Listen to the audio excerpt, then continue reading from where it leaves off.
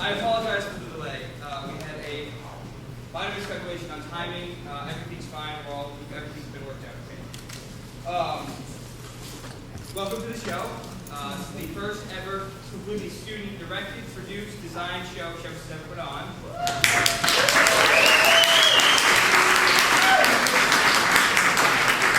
Much like last night was Mr. Mullen's birthday, today we have a cast birthday. Caroline Murphy's birthday is today. So,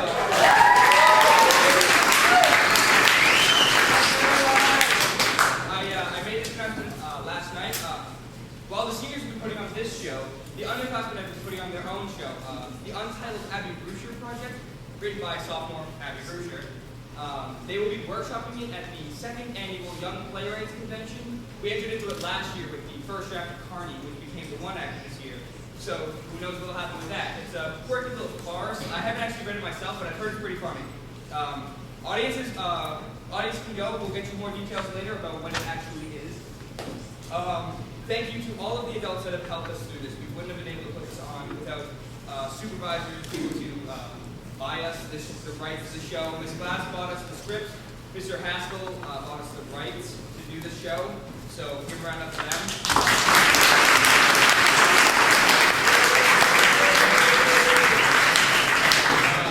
Also, thank you to Mr. Hartwell, Father Campbell, Molly Moodier's parents, my parents for chaperoning us. If not for that, we wouldn't have been allowed in the school because we have to have an adult supervisor at all times, which is kind of a bummer.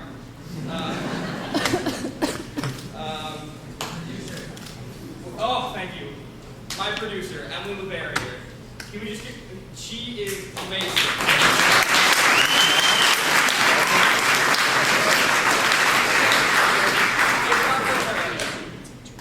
The show might have happened. Might have happened if not for her. But it would not be anywhere near what you're seeing right now, and I would be in a catatonic stupor. It would be, she was amazing. Another round of applause for Emily. Alright, so you all come. Thank you for coming. I hope you enjoy the show, and I present to you the last days of Judas Iscariot.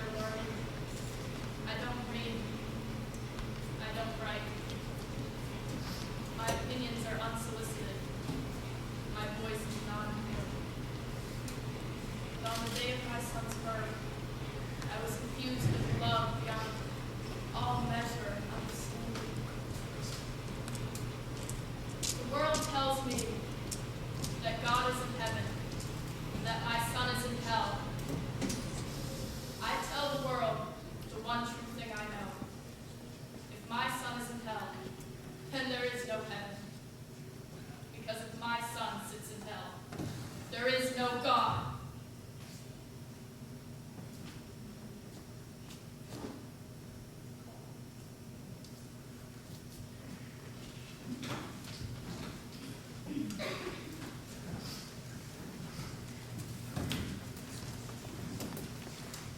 Between heaven and hell, there's another place.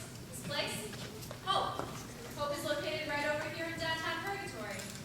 Next case. Now, Purgatory, contrary to popular belief, has plumbing, bodegas. We even have a movie theater and a little place you can walk your dogs at. Hope? Well, it ain't got none of that. And it definitely don't smell good. Next case, bailiff. I've been working here in Hope for 2.5 years. That's how I got these wings.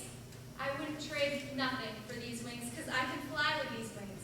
At night, I fly down to earth and watch my littlest baby boy sleep. He's 7. He has a picture of me on his wall right between Shaquille O'Neal and the Incredible Hulk. Then I fly uptown to the house of my oldest baby girl and watch my grandchild sleep. Most nights I can see her with her feet in a pot of hot water, always studying her books. And I'll stick around for her man Witz when we get home late at night from work. He always has a muffin or a hamburger for my baby girl. His love for my baby girl is all over his face. I was wrong about him. I always thought he was shifty. When I get back to heaven, I tell my husband Delane all about it. Delane don't like to fly, but he loves the stories. He loves how I look when I get back to heaven all windblown. Now, hope. It changes with the times, but it stood always as God's gift to the last of his children. It said that every civilization rearranges the cosmic furniture differently. In biblical times, it was an oasis in the desert. Medieval days, a shack free of the plague. Today, hope is no longer a place for contemplation, litigation being the preferred order of the day. Where's my damn bailiff? Here, sir. And call the next damn case. God of the Kingdom of Heaven and Earth versus Henry Wayne Masters. Nope. God of the Kingdom of Heaven and Earth versus Benedict Arnold. Oh, hell no. God of the Kingdom of Heaven and Earth versus Judas Iscariot. This is scary. Who brings this crap before me? Your Honor, my name is Fabiana Aziza Cunningham. Never heard of you. I live in Purgatory. Next case. Your Honor, I have a writ signed by St. Peter at the gate. She has a writ. Excuse me? She has a writ. I mean... Bailiff, let's set up a little signal between the two of us, okay? Okay. Good. Now, when I come into court dressed as Ethel Merman in a one-piece bathing suit, that'll be my signal to you that I want your opinion, okay?